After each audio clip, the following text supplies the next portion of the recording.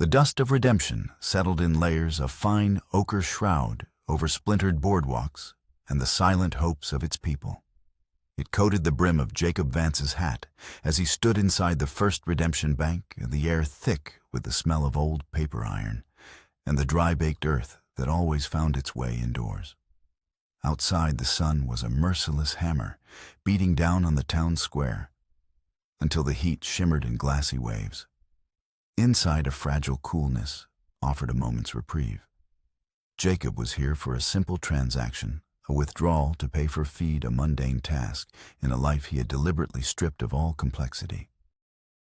He nodded to the teller, a young man named Peterson, whose face was perpetually beaded with sweat, and waited as the lad counted out the worn bills. It was then that the quiet shattered. The bat-wing doors of the saloon across the square slammed open, but it wasn't the usual midday drunk stumbling into the light. 3 figures strode out their long dusters, failing to conceal the rifles held ready at their sides. They moved with a predatory economy, their boots thudding on the wooden planks in a rhythm that silenced the town's low hum. Jacob's hand resting on the teller's counter went still. Every instinct, honed over a decade of wearing a Texas Ranger's star, screamed to life inside him.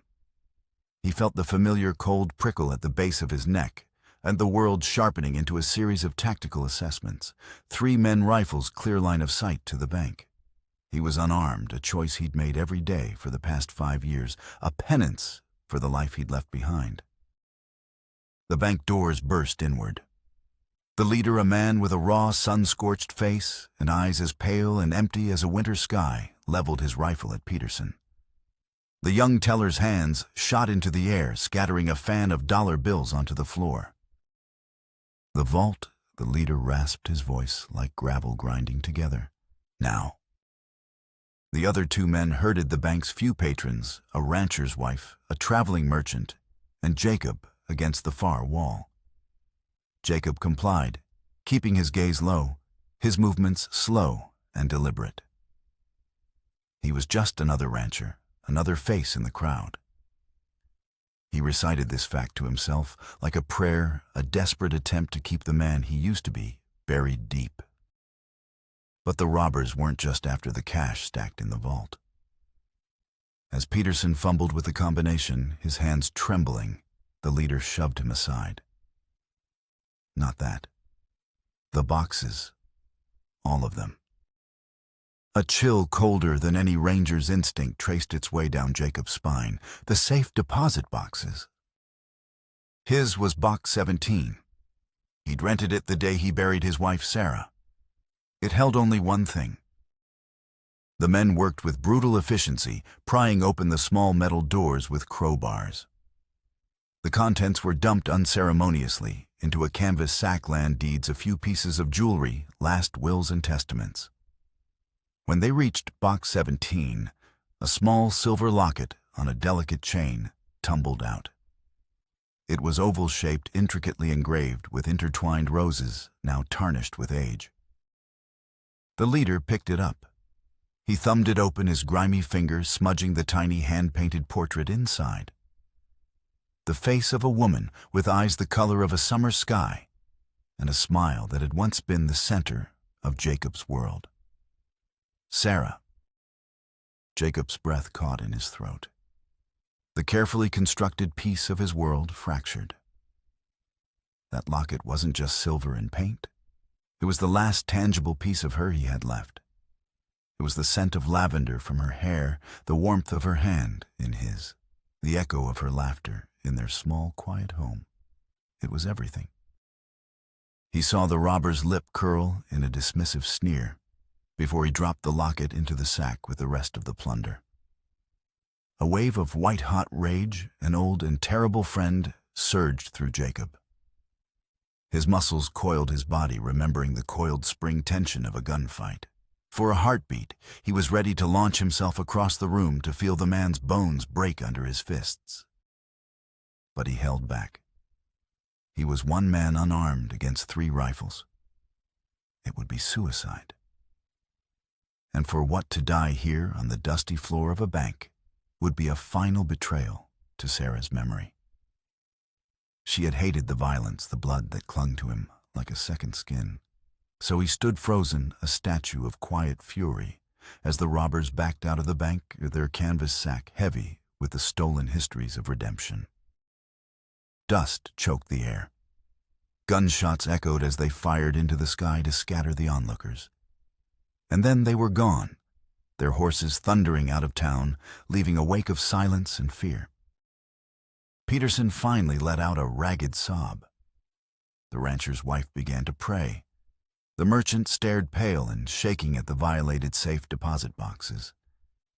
But Jacob Vance saw only the empty space where box 17 used to be. The locket was gone. They hadn't just stolen a piece of silver. They had stolen the final piece of his heart, and in doing so they had resurrected the man he had tried so hard to bury. The sun bled across the horizon, painting the mesas in hues of violet and rose as Jacob rode toward his ranch. The silence of the high desert was vast and profound, a presence in itself, but it offered him no comfort.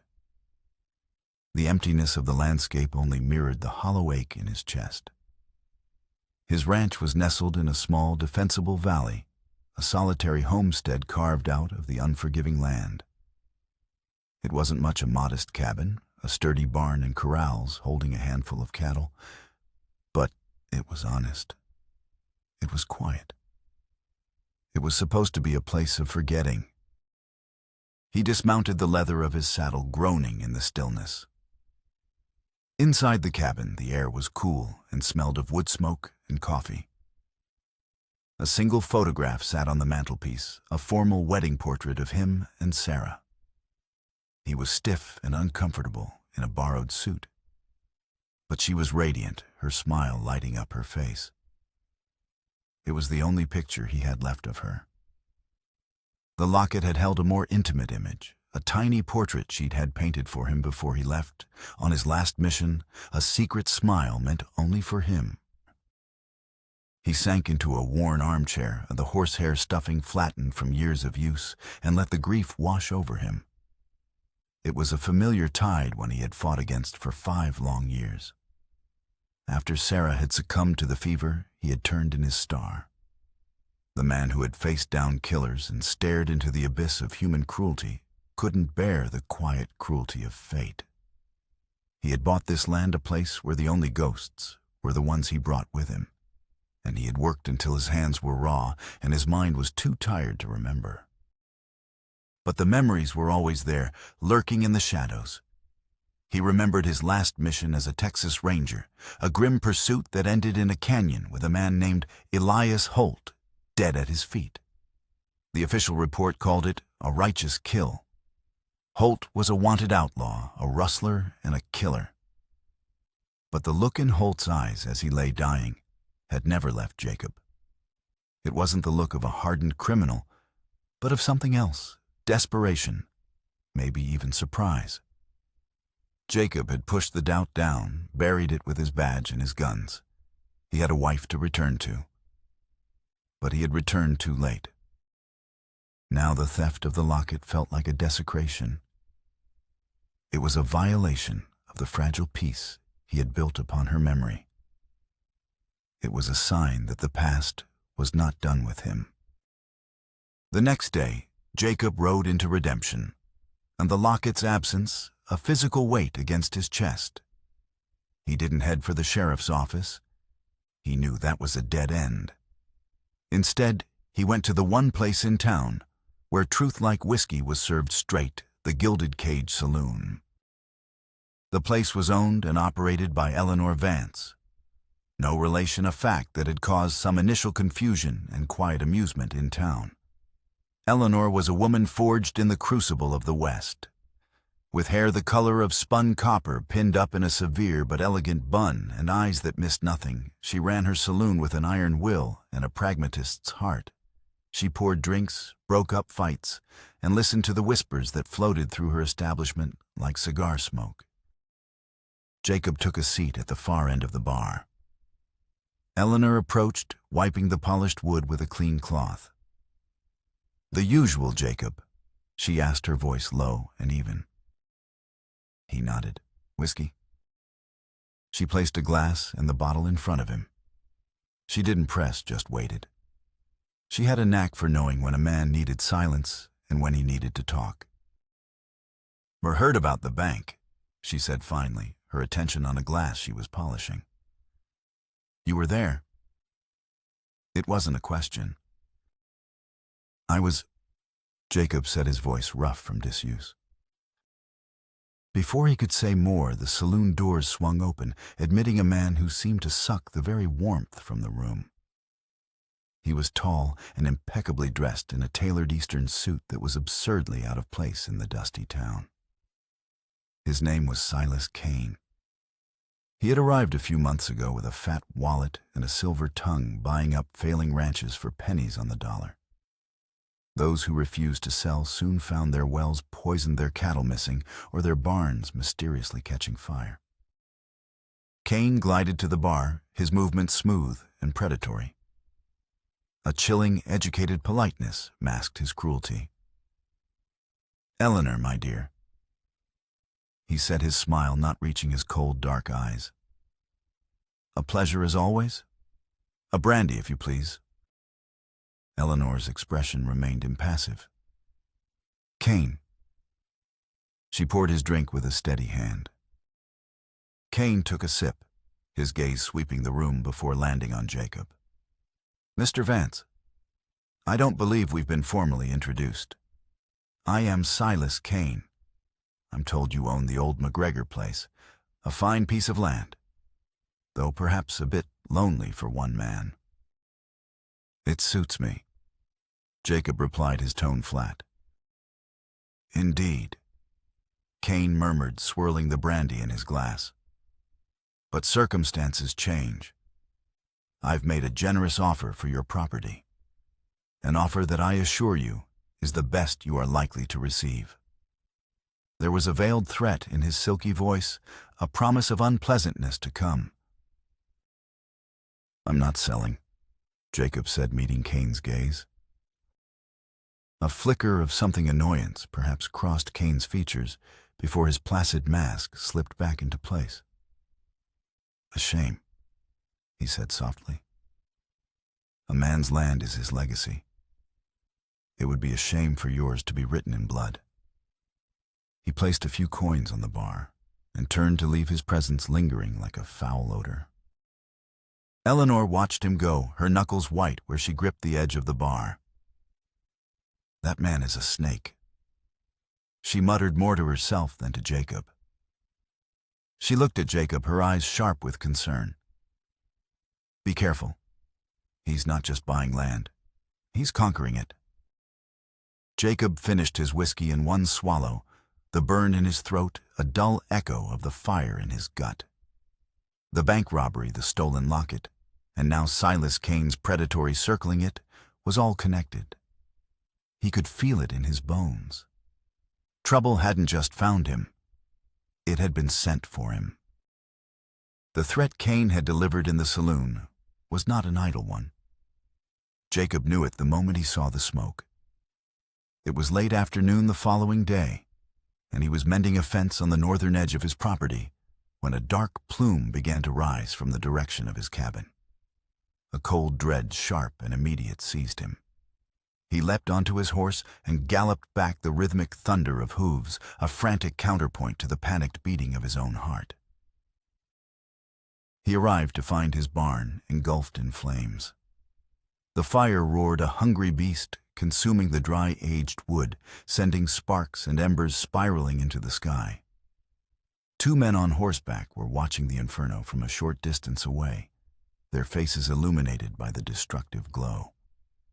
They were Kane's men, hired muscle he'd seen flanking their boss in town. They saw Jacob approaching and spurred their horses, disappearing into the rolling hills, their laughter carried back on the wind. Rage pure and undiluted threatened to overwhelm him. He wanted to chase them, to drag them from their saddles, and dispense the brutal justice he had once been famous for. But his horse, his few precious cattle were still in the nearby corral, panicked by the heat and smoke. He forced the rage down, channeling it into purpose. He worked frantically, his face streaked with soot and sweat, to open the gates and drive the terrified animals to the safety of the open pasture, away from the collapsing structure. By the time he was done, the barn was a skeletal ruin of charred beams, its roof caved in its contents. Hay tools, a saddle Sarah had bought him for his birthday, reduced to ash. The fire had been a message written in flame and smoke. It said, "You have nothing we cannot take. You are alone." The combination of the stolen locket and this brazen attack on his home pushed Jacob past his breaking point. The quiet rancher was gone, burned away with his barn. In his place stood the man he had tried to leave behind, the Texas Ranger, whose name had once been whispered with a mixture of fear and respect. The time for passivity was over. Cain had made it personal. The next morning, Jacob dug up the floorboards beneath his bed. He pulled out a long oilcloth-wrapped bundle.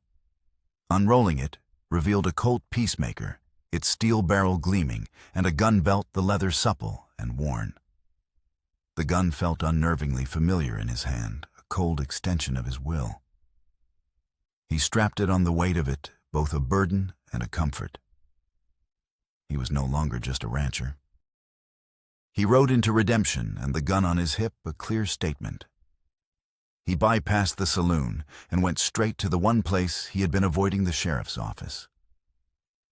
The small building was suffocatingly hot, a single fly buzzing lazily near the grimy window. Sheriff Brody sat with his boots propped up on his desk, a half-empty bottle of cheap whiskey at his elbow. He was a man worn down by apathy and corruption, his face a roadmap of broken veins, his badge a tarnished mockery of the law it was meant to represent. "Brody," Jacob said, his voice hard. The sheriff lowered his feet to the floor with a thud, his eyes narrowing at the sight of the gun on Jacob's hip. "Vance, you looking for trouble 'cause you're dressed for it?" "My barn was burned down last night. 2 of Cain's men did it," Jacob stated, skipping any preamble. "I want them arrested." Brody sighed a long, weary exhalation that smelled of stale liquor. He picked up a stack of papers and began shuffling them aimlessly. "You got any proof, any witnesses?" "They were there, I saw them." "Your word against theirs," Brody said with a shrug. "Cain's a respected businessman. His men were probably just passing through. A fire like that could be anything. Lightning, a stray spark, happens all the time." The casual dismissal, the blatant lie, made Jacob's hand itch to draw his pistol. He held his temper in check. "The bank was robbed 2 days ago." He continued, his voice low and dangerous. "They took something of mine, a silver locket." Brody's eyes flickered with something recognition, fear. It was gone in an instant. "Unfortunate business," he mumbled. "But we have no leads. The culprits are long gone, probably halfway to Mexico by now." Jacob stepped closer to the desk, his shadow falling over the sheriff. "You and I both know that's not true. Cain is behind all of it. The robberies, the fires. He's squeezing this valley dry, and you're letting him. No, you're helping him." Brody's face hardened. He leaned forward, his voice dropping to a conspiratorial whisper. "Listen to me, Vance. You had your time. You were a legend, they say. But that time is over. This is Cain's town now. He's progress. He's the future. You're just a ghost. Take his offer. Sign the papers and walk away with what little you have left. It's the easiest way for everyone." The confirmation was sickening. The law in redemption was not just broken. It was sold. Jacob stared at the pathetic man behind the desk, a man who had traded his honor for a bottle of whiskey and a handful of Cain's silver. He felt a surge of pity quickly replaced by cold resolve. "I'm not looking for the easy way," Jacob said. He turned and walked out, the jingle of his spurs the only sound in the suffocating silence. The sun hit him as he stepped back onto the street, and for the first time in 5 years, he felt the weight of the star he no longer wore. He was utterly, completely alone. The law wouldn't help him. The law was the enemy. If he wanted justice, he would have to take it himself. With the law closed off to him, Jacob returned to the methods he knew best, the patient, methodical work of a tracker. He started his investigation not in town, but in the ashes of his barn. He sifted through the charred debris, his fingers tracing the patterns of the blaze, confirming what he already knew. It had been set deliberately, with accelerant poured along the main support beams. Among the soot, he found a single half-smoked cigarillo, a brand he didn't recognize, too expensive for common ranch hands. A small clue, but a start. His next stop was the Gilded Cage. The saloon was quiet in the afternoon lull. Eleanor was behind the bar meticulously cleaning glasses. She looked up as he entered, her eyes immediately falling to the Colt on his hip. A flicker of concern crossed her face, but she said nothing, simply nodding him toward a secluded table in the back corner. He laid the burnt cigarillo on the table. "Ever see this brand before?" Eleanor picked it up, her expression thoughtful. "The Gold Band, yes. Silas Kane smokes them, imports them from the East." She looked at him, her gaze direct. "Your barn?" "My barn," he confirmed. "And Brody as much as told me he works for Kane." Her jaw tightened. "I'm not surprised. Brody lost his spine years ago. What are you going to do, Jacob?" "What I have to," he said. The words were grim-heavy with unspoken history. "Kane's using hired guns. The men who robbed the bank, the men who burned my barn, they're not locals. They have to be staying somewhere. There's an old abandoned relay station north of here." Eleanor offered, her voice hushed. "Hardly anyone goes out that way. It's isolated, a good place to lay low." She hesitated, then added, "You can't do this alone. Involving anyone else gets them hurt or killed." "And what about you?" She pressed, her voice sharp with worry. "Let me help. I hear things. People talk when they're drunk. Maybe I can find a name of weakness." Jacob looked at her, at the strength and resolve in her eyes. He was used to working alone, trusting no one. But he saw in her the same stubborn refusal to be broken that fueled him. He gave a slight, almost imperceptible nod. "Be careful, Eleanor." Their reluctant alliance was solidified. While Eleanor kept her ears open in town, Jacob prepared to ride out to the relay station. As he was about to leave the saloon, a young man hurried in his face, earnest and worried. It was Deputy Miller, Brody's only subordinate. He was barely 20, with a fresh face and a belief in the law that hadn't yet been eroded by reality. "Mr. Vance." Miller said, his voice low, glancing nervously toward the door. I heard what happened. About your barn. And I know Sheriff Brody won't do anything." Jacob regarded him coolly. "What's it to you, Deputy?" "I signed up to uphold the law, sir, not to be some rich man's errand boy." Miller said, his conviction clear. "Brody keeps the official records locked up, but I make my own notes. I saw the men who rode out of town after the robbery. One of their horses, it had a strange brand, a C with a bar over it." Jacob froze. Bar C. The brand belonged to the Callaway Cattle Company, a massive, ruthless land-grabbing operation run by a baron named Marcus Thorne. Thorne was the man who had hired Jacob and his fellow rangers for their last mission, the one that ended with Elias Holt's death. The official story was that Holt was rustling Callaway cattle. Suddenly, a piece of the puzzle he hadn't even known was missing clicked into place. "Thank you, Deputy." Jacob set his voice tight. "Stay safe. Don't let Brody know we spoke." With this new information churning in his mind, Jacob rode out toward the relay station. He approached it under the cover of dusk, dismounting a mile away and moving the rest of the way on foot, silent as a ghost. The station was a dilapidated wreck, but a faint light flickered in one of the windows. He crept closer, his Colt drawn, and peered through a crack in the wall. 3 men were inside, playing cards around a crude table.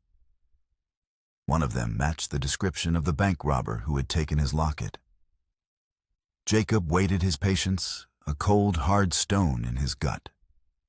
He waited until one of the men went outside to relieve himself.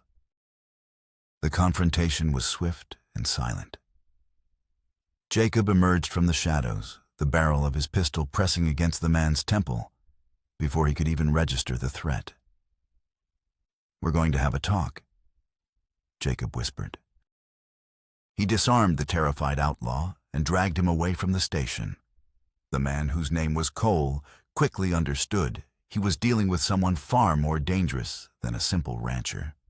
Under Jacob's cold, methodical questioning, his bravado crumbled. "Kane hired us." Cole stammered, his eyes wide with fear. "He hired us for the bank job. Said it was about sending a message. He wanted one thing specific: a silver locket from Box 17. "Where is it?" Jacob demanded, his voice a low growl. "Kane has it. He took it right after the job. He just looked at it. Seemed important to him." The pieces were connecting, forming a picture that made less and less sense. Why would Kane, a wealthy businessman, want Sarah's locket? It had no monetary value. Its only worth was sentimental. Jacob pressed further. "And the Bar C brand?" Cole paled. "We got the horses from a man on Kane's payroll. That's all I know. Look, Kane is just the middleman. He answers to someone bigger. He talks about a reckoning, about finishing something that was started years ago." He mentioned a name once. Holt. Holt. The name hit Jacob like a physical blow. Elias Holt, the man he'd killed. The truth, when it came, was not a slow dawn, but a lightning strike that illuminated everything in a terrifying, brilliant flash. This wasn't about land. This wasn't about money. This was about something old and deep and rotten. This was about vengeance. Leaving the subdued outlaw tied up for Deputy Miller to find later, Jacob rode not for his ranch, but for the one place he knew he would find Silas Kane. A new opulent manor was being constructed on a bluff overlooking Redemption, a monument to Kane's ambition. He found him on the unfinished veranda, staring out at the valley. He was systematically strangling the stolen locket dangling from his fingers. Jacob dismounted and walked toward him, his hand resting on the butt of his Colt. Kane turned, a slow, deliberate movement. His lips curved into a chilling smile. He wasn't surprised to see him. He had been expecting him. "I imagine you have questions, Mr. Vance." Kane said, his voice smooth as polished stone. "It was you. The robbery, the fire, all of it." Jacob said, his own voice sounding distant to his ears. "But it's not about the land. It's about him. Elias Holt." Kane's smile widened. He held up the locket, letting it catch the last rays of the setting sun. "Very good. You were always perceptive, a skill my brother unfortunately underestimated." He let the words hang in the air, a final devastating blow. "My name is not Kane," he continued softly, his eyes boring into Jacob's. "It is Silas Holt. Elias was my older brother. And you, Mr. Vance, you murdered him." The world seemed to tilt on its axis. The entire land grab scheme, the intimidation, the violence, it had all been an elaborate stage meticulously constructed for a single purpose. Cain Silas Holt hadn't been trying to drive him off his land. He had been systematically destroying Jacob's life piece by piece, savoring the slow burn of his revenge. He'd stolen the locket to inflict emotional pain, burned the barn to strip away his security, and bought the law to ensure his complete isolation. It was all a prelude to the final act. Vengeance. Mr. Vance is a meal best served cold. Silas said, his voice dripping with venomous satisfaction. And this valley is my platter. Before I kill you, I wanted you to have nothing. To feel what my brother felt in that canyon. Alone, hopeless, hunted. The ghost that had haunted Jacob for 5 years was no longer a whisper in his memory. It was standing before him, flesh and blood, wearing a dead man's face and holding the last remnant of Jacob's heart in his hand. The fight was no longer for land or justice. It was for his very soul. The revelation struck Jacob with the force of a physical blow, leaving him reeling. Silas Holt. The name echoed in the chambers of his memory, reshaping the past 5 years of guilt into something new and terrible. He had not just killed a man. He had created a monster, one who had patiently stalked him, orchestrating his ruin with chilling precision. My brother wasn't a rustler. Silas continued, his voice laced with a lifetime of cold fury. He dangled the locket from his fingers, a cruel taunt. He was a homesteader. He had a wife, a child. His land was valuable. It had a spring, the only reliable water source for miles. Marcus Thorne wanted it. When Elias refused to sell, Thorne branded him a criminal. He paid off witnesses, falsified reports, and hired the best manhunters the state had to offer to eliminate the problem. He hired you, Ranger. Every word was a nail hammered into the coffin of Jacob's past. He saw it now, the desperation in Elias Holt's eyes, the way he'd fought like a cornered animal, not a hardened outlaw. He had been an instrument of a rich man's greed, his badge and his gun used to enforce a lie. The guilt he had carried for killing a criminal was nothing compared to the crushing weight of this new truth. He had killed an innocent man. Now you know. Silas said, his smile devoid of any warmth. But your education is not yet complete. He snapped his fingers. From the shadows of the half-built house, 2 of his men emerged, rifles leveled at Jacob. Jacob's hand instinctively went to his Colt, but he was too late. He was outmaneuvered, caught in a trap that had been years in the making. His quest for answers had led him right where Silas wanted him. My plan has been accelerated. Silas said, his tone conversational, as if discussing the weather. I had intended to draw this out to watch you wither in despair for a few more months. But you've proven more resilient than I anticipated. So we moved to the final act. He gestured toward the town, a faint glimmer of light in the deepening twilight. I believe you've grown fond of our dear saloon owner, Eleanor. A regrettable attachment. She's become a liability. A cold knot of fear tightened in Jacob's stomach, more potent than any fear for his own life. Leave her out of this, he snarled. Oh, I'm afraid that's impossible, Silas replied smoothly. She is the bait. You see, I don't want to simply shoot you here and be done with it. That lacks poetry. I want to break you first. I want the people of Redemption to see their silent, brooding hero brought to his knees. That night, Silas made his move. It wasn't subtle or secretive. He strode into the gilded cage with 4 of his men, just as Eleanor was closing up. The saloon was empty, except for her. He made no pretense, no excuses. He had Deputy Miller bruised and bound, dragged in as a show of force, a clear message that no part of the law could touch him. He took Eleanor, her face pale but her eyes blazing with defiance. and left a message scrawled on the back of the bar mirror. The old church. Sundown. Come alone, or she dies with the dawn. Or she dies with. When Jacob learned what had happened after finding Millard tied up in the alley behind the saloon, his world narrowed to a single point of focus, the abandoned church on the edge of town. It stood on a barren rise, its steeple a skeletal finger pointing toward a darkening sky. As if on cue, the wind began to pick up a low, mournful howl that promised a storm. The air grew thick with dust, the sun turning a sickly blood-red color behind the haze.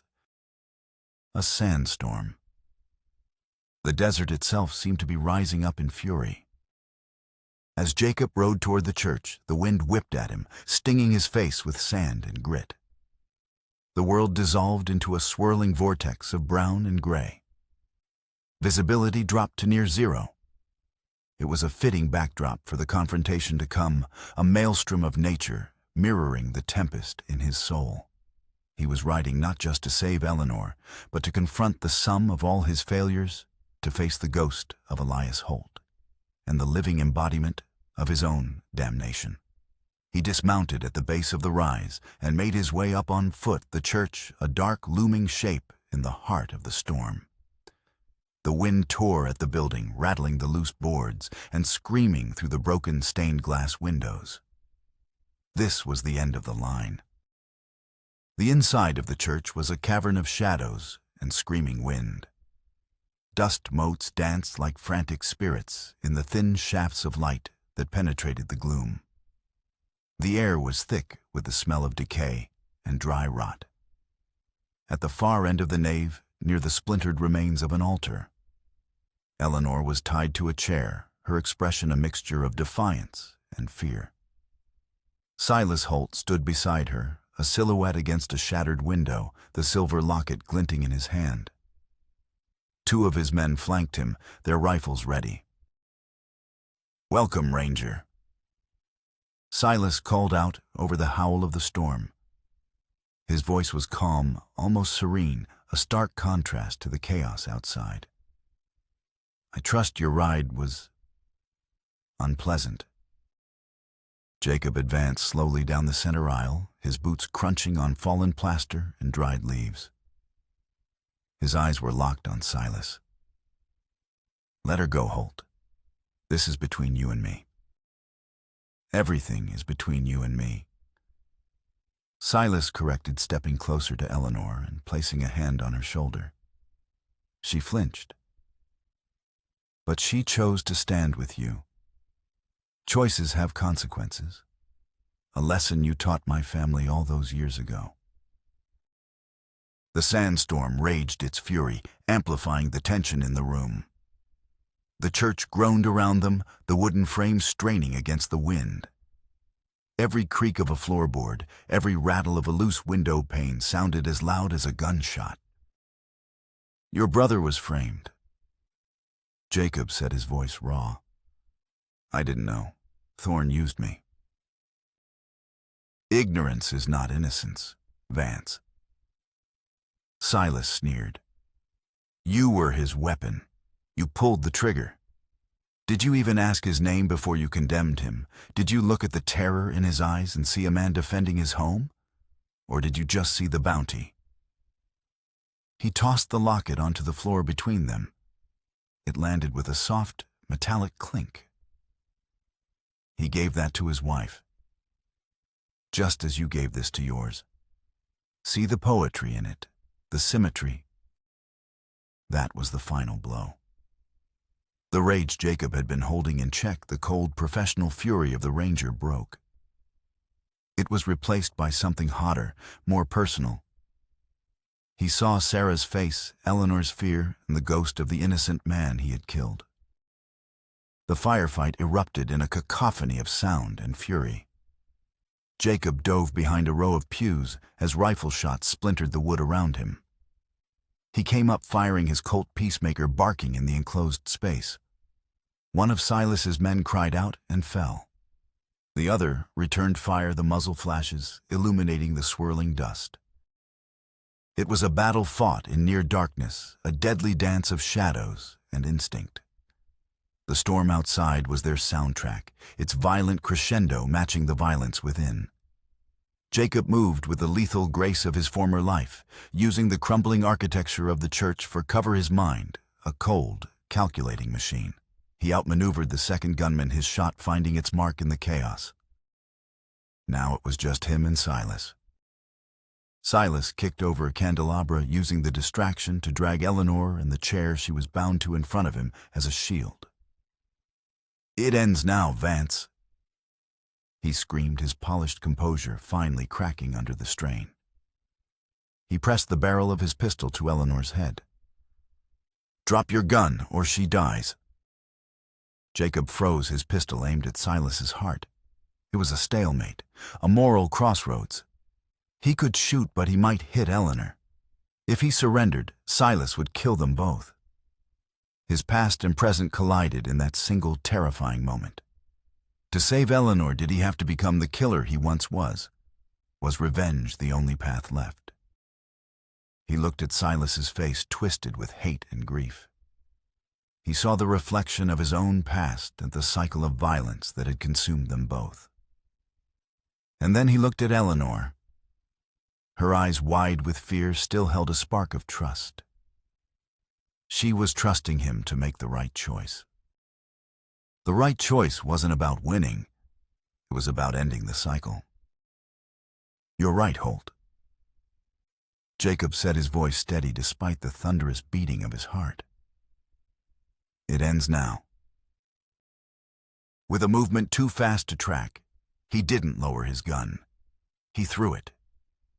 The heavy Colt spun end over end, striking a large, precariously hanging church bell above them. The bell, loosened by the storm, swung wildly, and then plummeted downwards, crashing onto the floor just beside Silas. The impact and the deafening clang made Silas stumble back, momentarily loosening his grip on Eleanor. It was the opening Jacob needed. He lunged forward, not as a killer, but as a protector. He shoved Eleanor, chair and all, out of the line of fire. He tackled Silas, and they crashed to the floor in a tangle of limbs. The fight was primal, brutal.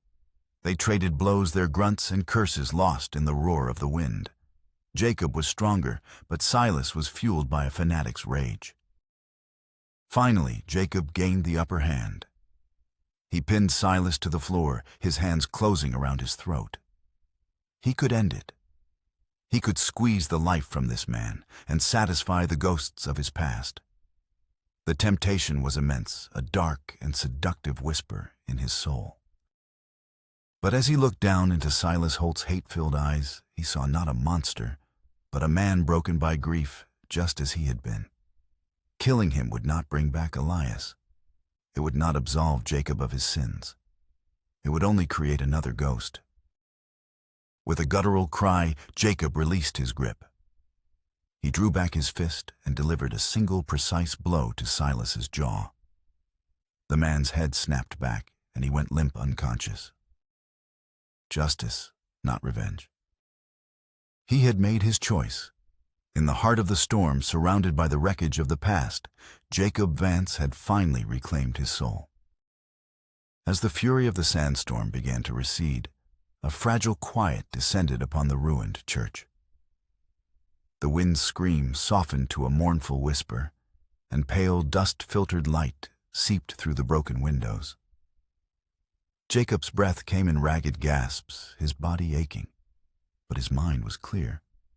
He rose, pulling the unconscious Silas Holt into a sitting position and efficiently binding his hands with a length of rope from a fallen bell pull. He then went to Eleanor, his movements gentle as he cut the ropes that held her to the chair. "Are you hurt?" he asked, his voice rough with emotion. She shook her head, rubbing her wrists. She looked from the bound form of Silas to Jacob, her eyes searching his face. "You could have killed him," she said softly. "That's his way," Jacob replied, his gaze distant. "Not mine, not anymore." They emerged from the church into a world transformed. The landscape was muted, coated in a fresh layer of sand, the air hazy and still.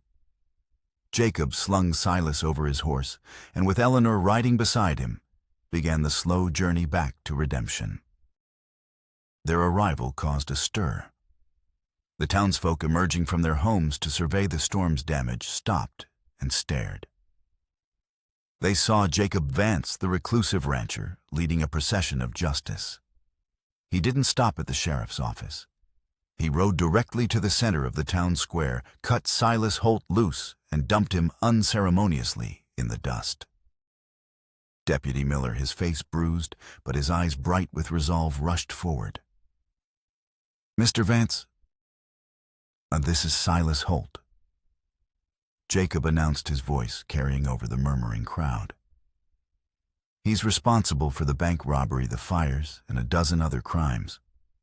He kidnapped Eleanor Vance, and he did it with the help of Sheriff Brody." He pulled a small ledger from his saddlebag, Cole's confession, along with notes Eleanor had gathered and observations from Miller, and tossed it to the young deputy. "The proof is in there. Brody took Kane's money to look the other way."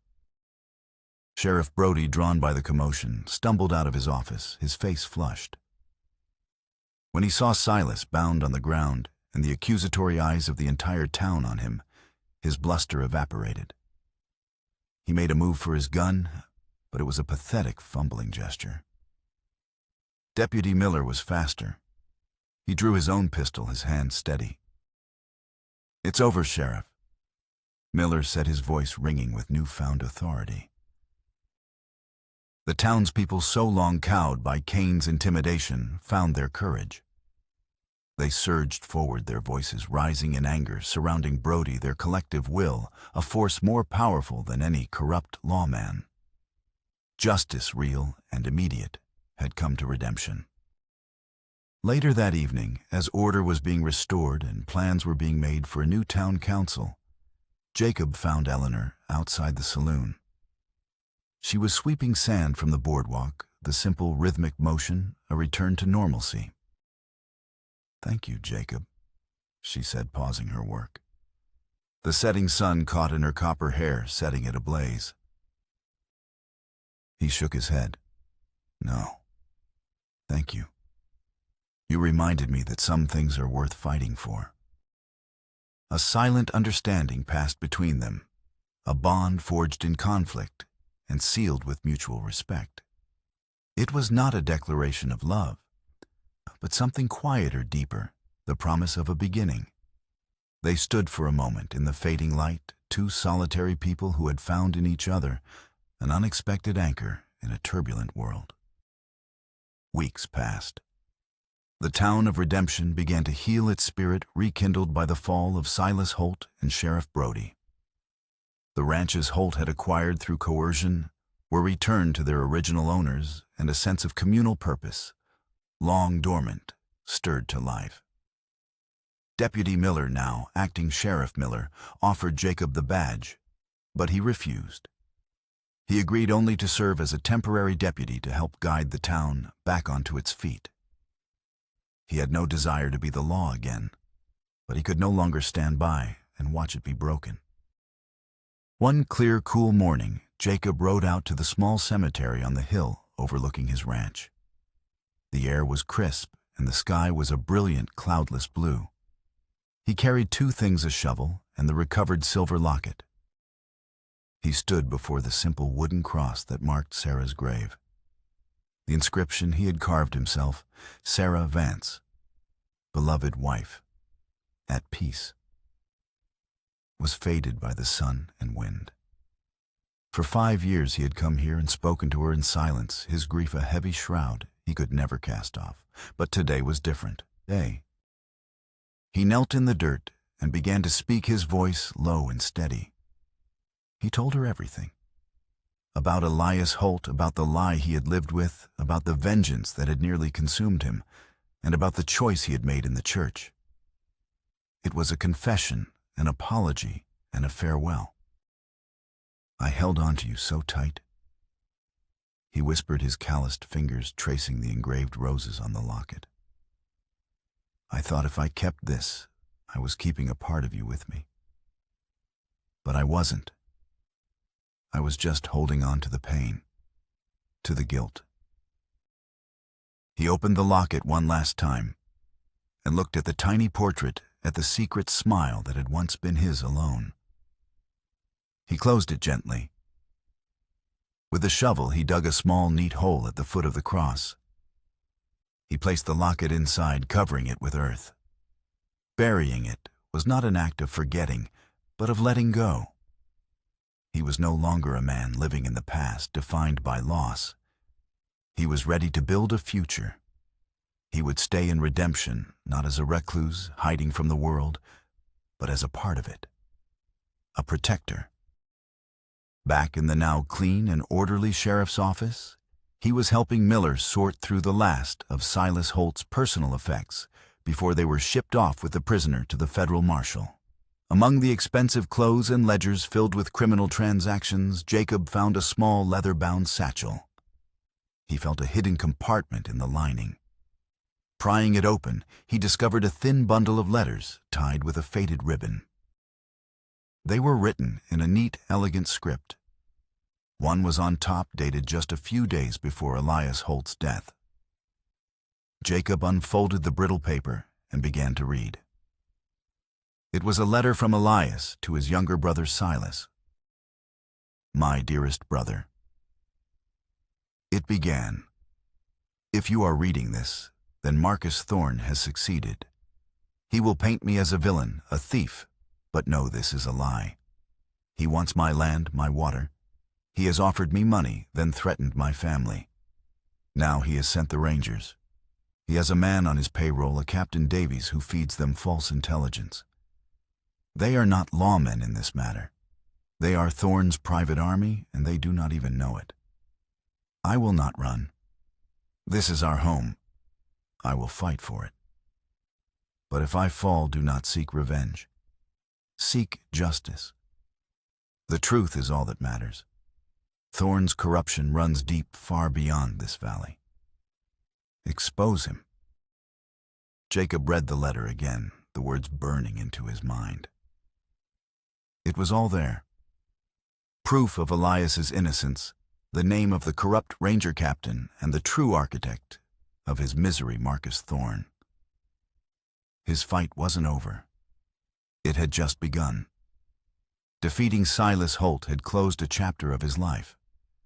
But this letter had opened a new one.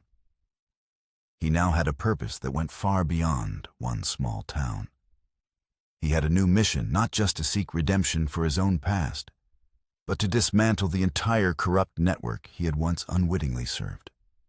He folded the letter, his face grim, his eyes filled with a cold, clear, and unwavering determination.